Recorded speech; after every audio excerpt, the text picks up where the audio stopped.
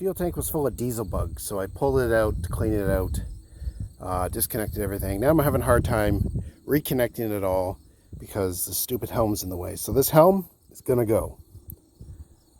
Freaking helm on a 22-foot boat. Stupid. Stupid. I'll take these bolts out. And there's some bolts back down here I have to take out. And then I'm hoping it just lifts up. I guess there's some more bolts. I'll take these ones off too.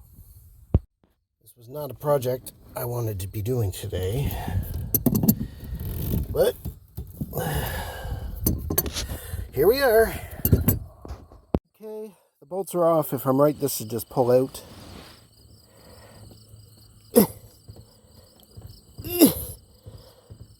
Maybe not. Get a small boat, you said. It'll be easier, you said. Idiot.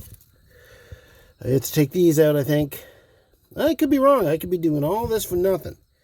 If I am, I'm going to be mad because my fat ass can't fit back in there to put these back on. So I took the bottom plate off. It didn't lift up. So then I had to take the top off to get this off. And then once I get that off, I can get this plate off. And then once I get this plate off, I can get this tube off. And then I can access the pin that's down in the bottom to pull it up. And there's the pin I gotta get out. And then apparently there's a bunch of Allen keys I need to get out too. Jesus Christ. So I started taking that pin out, and then I realized maybe I shouldn't take the pin out. And it turns out, yeah, it's holding up my entire rudder. So I didn't take it out, and that's good. And I got the helm off, which is good. Yeah.